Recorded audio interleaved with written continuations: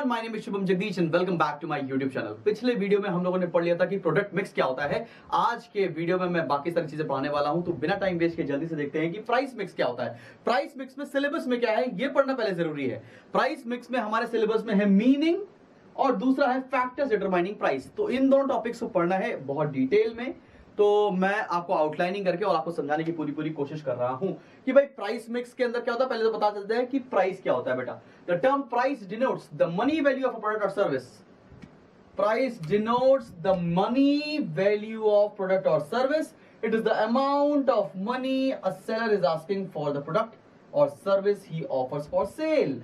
For example, आप ये marker लेने गए हैं मार्केट में, तो आपने जो पैसे दिए हैं इस पर्टिकुलर प्रोडक्ट के, वो इसके प्राइस कहलाएंगे। क्लियर है कि नहीं क्लियर? बात समझ में आई? अब इस प्राइस को कैसे तय किया जाता है, एक प्रोड्यूसर ये प्राइस कैसे फिक्स करता है, वो सारे पॉइंट्स पढ़ने हमको। Factors determining price. पहला फैक्टर है, उसका नाम है objective of the firm. Objective of the firm का मतलब क्या है भाई? अभी फर्म के दो ऑब्जेक्टिव है, ठीक है। जैसे कि अगर मैं दो कंपनीज ले लूं, यहां पर मान लेते हैं एक कंपनी है एप्पल। तो एप्पल का ऑब्जेक्टिव क्या है भाई? प्रॉफिट मैक्सिमाइज करो। तो प्रॉफिट मैक्सिमाइजेशन के केस में वो क्या करती है? हाई गुड्स जो बेचती है वो हाई प्राइसेस पर बेचती है। दूसरी कंपनी मान लेते हैं माइक्रोमैक्स। माइक्रोमैक्स का ऑब्जेक्टिव ये है कि भाई मुझे सेल्स मैक्सिमाइज करना है, तो वहां पर वो क्या करेगी? अपने प्राइसेस को कम रखेगी ताकि वो अपने सेल्स को मैक्सिमाइज कर सके, मार्केट शेयर एक्वायर कर सके। क्लियर है कि नहीं क्लियर? तो ऑब्जेक्टिव क्या है फर्म का? उसको प्रॉफिट मैक्सिमाइज करना है या उसको सेल्स मैक्सिमाइज करना है, उसके अकॉर्डिंग वो प्राइस सेट करेगी। प्रॉफिट मैक्सिमाइज तो हाई प्राइस सेट करेगी, सेल्स मैक्सिमाइज तो कम प्राइस सेट करेगी। आगे बढ़ते हैं नेक्स्ट टॉपिक पर, और नेक्स्ट पॉइंट है हमारा cost of the product. Cost of the product का मतलब क्या है भाई? जितने में सामान बन रहा है प्लस शॉर्ट रन में उतना प्रॉफिट मिल जाए जिससे हमारी वेरिएबल कॉस्ट को हम मीट कर सकें। अगर प्रॉफिट नहीं मिलेगा तो ज्यादा दिन तक बिजनेस सर्वाइव नहीं कर सकता है। तो यहां पर कॉस्ट ऑफ द प्रोडक्ट समझ में आया, cost of the product plus some profit margin. आगे बढ़ते हैं कस्टमर डिमांड। अभी कस्टमर डिमांड बहुत इंपॉर्टेंट टॉपिक है भाई, बहुत इंपॉर्टेंट पॉइंट है। अगर मान लेते हैं वो सारे गुड्स जिसकी मार्केट में डिमांड बहुत कम है, ठीक है ना, लोग खरीदना नहीं चाहते, तो वहां पर अक्सर कम प्राइस पर प्रोड्यूसर्स को सामान बेचना पड़ जाता है। इवन उनके कॉस्ट प्राइस से भी नीचे बेचना पड़ता है, सो दैट अपना जो इन्वेस्टमेंट है वो खाली कर सके। कुछ प्रोडक्ट्स ऐसे हैं जिनके बहुत ज्यादा सब्स्टिट्यूट्स अवेलेबल हैं, उस केस में भी हमको सामान कम रेट पर बेचना पड़ जाता है प्रोड्यूसर्स को। अगर कुछ ऐसे प्रोडक्ट्स हैं जिनकी मार्केट में सब्स्टिट्यूट्स ही अवेलेबल नहीं है, ठीक है ना, तो वहां पर और डिमांड बहुत ज्यादा है, तो उस केस पर प्रोड्यूसर्स क्या करते हैं? उसके थोड़े हाई प्राइस चार्ज कर लेते हैं। क्लियर? ये समझ में आया कस्टमर डिमांड कैसे इफेक्ट करता है प्राइस को। आगे बढ़ते हैं competition in the market. Competition in the market का मतलब क्या? अगर बहुत ज्यादा कंपटीटर हैं तो हमको कंपटीशन के हिसाब से प्राइस सेट करना पड़ता है। ये नहीं कि मान लेते हैं भाई मेरी कंपनी है कैंपा कोला, मैं कैंपा बेच रहा हूं और मैं पेप्सी से महंगा बेच रहा हूं भाई साहब, तो क्या मेरा कैंपा बिकेगा? नहीं बिकेगा ना भाई। क्लियर है कि नहीं क्लियर? तो हमें अपने कॉम्पिटिटर के हिसाब से प्राइस को सेट करना पड़ता है। आगे है क्वालिटी एंड सर्विस। आप किसी प्रोडक्ट के बहुत ज्यादा पैसे भी चार्ज कर सकते हो और आपको ये जो आपके टारगेट मार्केट है उसको यकीन दिलाना पड़ेगा कि जो हमारा प्रोडक्ट है महंगा है इसलिए बहुत अच्छा है।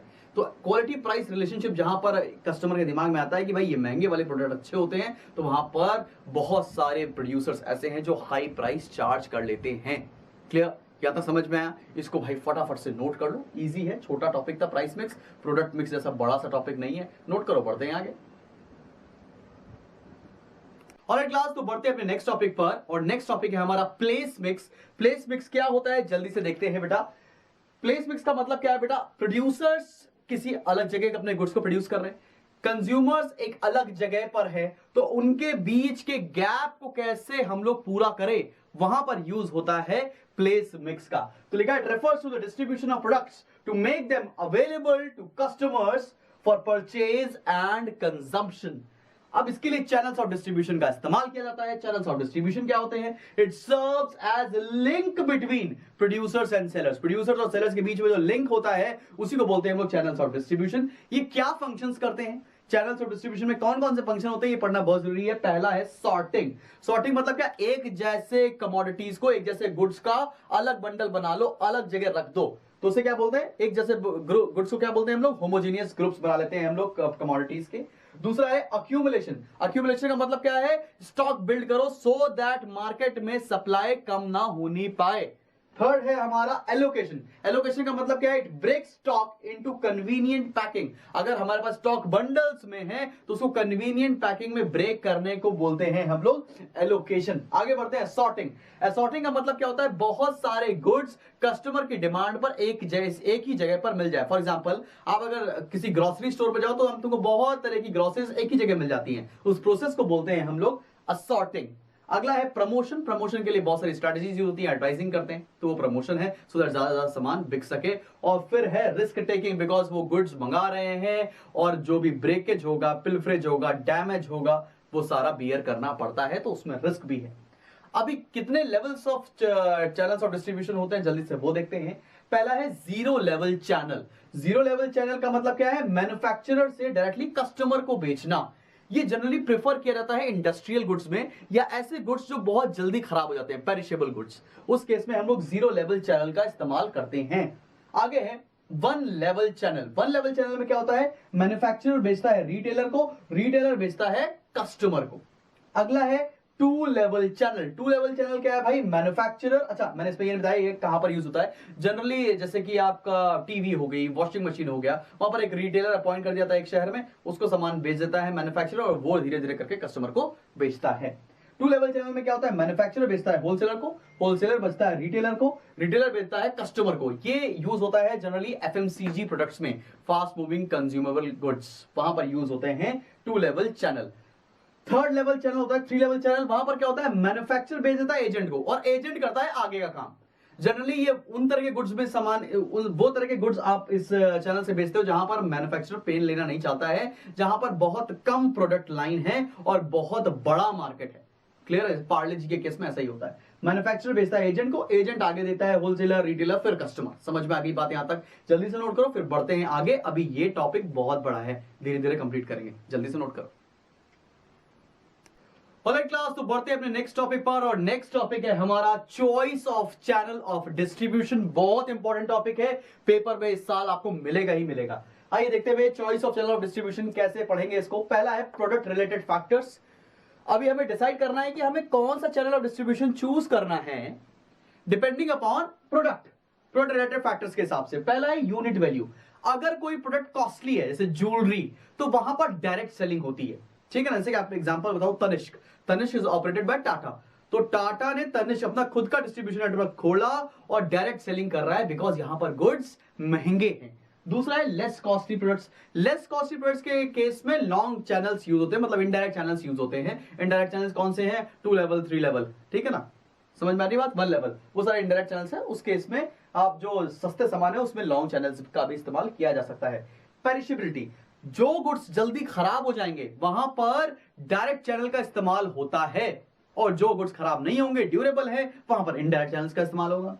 फिर है बल्क एंड वेट। जो हेवी प्रोडक्ट्स हैं, बल्की प्रोडक्ट्स हैं, इंडस्ट्रियल प्रोडक्ट्स हैं बड़े बड़े, वहां पर डायरेक्ट चैनल का ही इस्तेमाल किया जाता है, और जो ऐसे गुड्स नहीं है वहां इनडायरेक्ट चैनल का इस्तेमाल किया जाता है। फिर लिखा है कॉम्प्लेक्सिटी ऑफ द प्रोडक्ट, मतलब एक कोई ऐसा प्रोडक्ट है जिसको असेंबल करने के लिए कोई बाहर से इंजीनियर मंगाना पड़ता है, या स्पेशलाइज्ड स्किल्स लगती है, टेक्निकल नॉलेज लगती है, वहां पर भी डायरेक्ट सेलिंग ही होती है। समझ में आ गया? और जहां सिंपल प्रोडक्ट है वहां पर ऐसा डायरेक्ट चैनल की कोई जरूरत नहीं है। आगे बढ़ते हैं, नेक्स्ट है मार्केट रिलेटेड फैक्टर्स। पहला तो पढ़ा हम लोगों ने प्रोडक्ट रिलेटेड फैक्टर्स, अभी पढ़ रहे हैं मार्केट रिलेटेड फैक्टर्स। पहला पॉइंट है नेचर ऑफ मार्केट।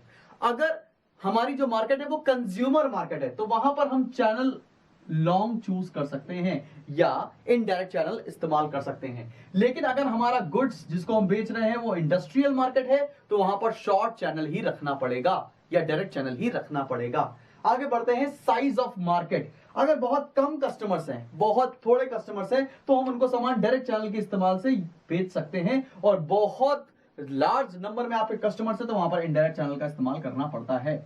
आगे बढ़ते हैं ज्योग्राफिकल सिचुएशन। मान लेते हैं आपके जो कस्टमर्स है वो पर्टिकुलर एरिया में ही है, तो वहां पर आप डायरेक्ट सेलिंग कर सकते हो।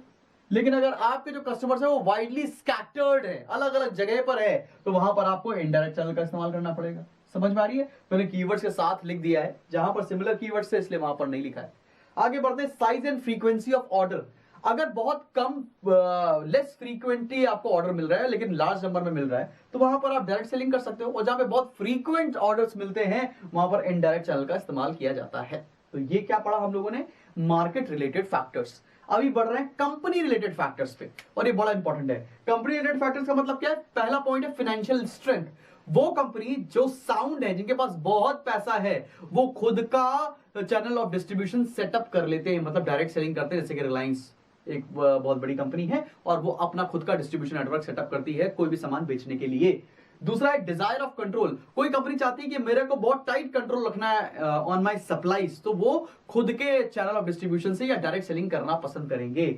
वॉल्यूम ऑफ आउटपुट, अगर बहुत ज्यादा वॉल्यूम है, बहुत ज्यादा प्रोडक्ट्स हैं, तो वो खुद का चैनल ऑफ डिस्ट्रीब्यूशन सेटअप करना चाहेंगे। क्लियर? मतलब डायरेक्ट चैनल से सामान बेचेंगे। फिर आते हैं मिडिलमैन रिलेटेड फैक्टर्स। पहला क्या है? अवेलेबिलिटी। अगर जहां पर मिडिलमैन अवेलेबल ही नहीं है तो वहां पर आपको डायरेक्ट चैनल का इस्तेमाल करना पड़ेगा, जहां पे अवेलेबल है वहां डायरेक्ट चैनल का इस्तेमाल कर सकते हैं। सर्विसेज, कई बार ऐसा होता है जहां पर मिडिलमैन आपको सर्विसेज देते हैं, फाइनेंशियल सर्विसेज, आपको एडवांस में ऑर्डर प्लेस कर देते हैं, पैसा दे देते हैं एक तरह का, तो आप वहां पर क्या होता है, हम लोग इनडायरेक्ट चैनल का इस्तेमाल करते हैं। फिर है सेल्स पोटेंशियल। अगर किसी पर्टिकुलर एरिया में सेल्स बहुत ज्यादा होनी है, बहुत स्कैटर्ड होनी है, तो वहां पर हम लोग को मिडिलमैन का इस्तेमाल करना पड़ जाता है। आई होप यहां तक आपको समझ में आ गया होगा, यहां तक कोई डाउट नहीं होना चाहिए। अगर कोई डाउट है तो मेरे को प्लीज बताइएगा, और यहां तक नोट करिए और बढ़ते हैं आगे, ठीक है? ऑलराइट क्लास, तो बढ़ते हैं हम लोग नेक्स्ट टॉपिक पर। नेक्स्ट टॉपिक है हमारा फिजिकल डिस्ट्रीब्यूशन, और ये लास्ट टॉपिक है प्लेस मिक्स के अंदर। तो ये फिजिकल डिस्ट्रीब्यूशन होता क्या है बेटा? It is also known as supply chain management. इसके ऊपर एमबीए भी होता है, बीबीए भी लोग करते हैं। सप्लाई चेन मैनेजमेंट के बारे में पढ़ने को ही बोलते हैं हम लोग फिजिकल डिस्ट्रीब्यूशन। अभी क्या क्या इसके अंदर फैक्टर्स हैं, क्या क्या चीजों, क्या क्या इसके एलिमेंट्स हैं, वो सारे पढ़ने आ रहे हैं। पहला एलिमेंट है बेटा वेयर हाउसिंग। वेयर हाउसिंग क्या होता है भाई? वेयर हाउसिंग का मतलब क्या है? एक फैक्ट्री है, फैक्ट्री गुड्स प्रोड्यूस कर रही है, फैक्ट्री गुड्स प्रोड्यूस करने के बाद तुरंत ही तो सेल होता नहीं है, तो उसको कहीं आपको सेव करके रखना पड़ता है। जहां पर रखते हैं उसको बोलते हैं वेयर हाउसिंग, ठीक है? उसको बोलते हैं वेयर हाउसेस। अभी यहां पर मैनेजर के दिमाग में कई ख्याल आएंगे कि भाई वेयर हाउस कौन से होने चाहिए, क्या हम खुद अपने वेयर हाउस बनाएं, कितने बनाएं, एक शहर में कितने होने चाहिए, कहां पर होने चाहिए, अगर हम रेंट पर ले रहे हैं तो कितना रेंट वाला होना चाहिए। तो इस तरह के बहुत सारे डिसीजंस होते हैं जो कंपनी के मैनेजर को लेना पड़ता है regarding selection of warehousing. क्या खुद बनाए या रेंटेड ले लें, ठीक है? तो वेयर हाउसिंग समझ में आया क्या हुआ? सामान को स्टोर करने के लिए और इजिली डिलीवर कराने के लिए हम वेयर हाउसेस का इस्तेमाल करते हैं। आगे बढ़ते हैं, इन्वेंट्री कंट्रोल क्या होता है? इन्वेंट्री कंट्रोल का मतलब क्या होता है? It means control over the size of inventory. कहना क्या चाहते हैं? यहां पर वेयर हाउस के अंदर हम कितनी इन्वेंट्री रखें, कौन सी इन्वेंट्री का ज्यादा स्टॉक रखें, कौन सी इन्वेंट्री का कम स्टॉक रखें, कौन से प्रोडक्ट का ज्यादा स्टॉक रखें, कौन से प्रोडक्ट का कम स्टॉक रखें, लाइकवाइज इस तरह के डिसीजंस हमको लेने पड़ते हैं। इसी को बोलते हैं हम लोग इन्वेंट्री कंट्रोल। यहां पर जनरली कौन से डिसीजन लिए जाते हैं? Determine the items to be stocked, कौन से आइटम रखने हैं, when and how much to be stock and replenish, keep suitable stock records। इस तरह के डिसीजंस लेने पड़ते हैं। और यहाँ पर जो टेक्निक इस्तेमाल की जाती है, बहुत सारी टेक्निक्स है, उसमें दो मैंने लिखी यहाँ पर है, EOQ इकोनॉमिक ऑर्डर क्वांटिटी और ABC एनालिसिस। इसके बारे में डिटेल में पढ़ने की जरूरत हमको नहीं है, बस इतना सा जान लो कि इन्वेंट्री कंट्रोल होता क्या है। थर्ड स्टेज पर आते हैं। थर्ड स्टेज है हमारा ऑर्डर प्रोसेसिंग। आपने कभी अमेजन से भी ऑर्डर किया हुआ है तो यही प्रोसेस लगता है, लेकिन वहां पर थोड़ा शॉर्ट हो जाता है। अभी ऑर्डर प्रोसेसिंग क्या है? सबसे पहले एक सेल्समैन को ऑर्डर मिलेगा, फिर वो ऑर्डर को ट्रांसमिशन करेगा, मतलब आगे प्रोसेस करेगा। फिर क्या होगा? उस पर्टिकुलर ऑर्डर को स्टॉक रजिस्टर में, मतलब एंट्री रजिस्टर में या सेल्स रजिस्टर में रिकॉर्ड किया जाएगा। Then checking credit standing of customers. वो जो पर्टिकुलर कस्टमर है जिसने ऑर्डर प्लेस किया है, क्या उसको क्रेडिट स्टैंडिंग अच्छी है, क्या उसको उधार पर सामान दे सकते हैं या नहीं दे सकते हैं।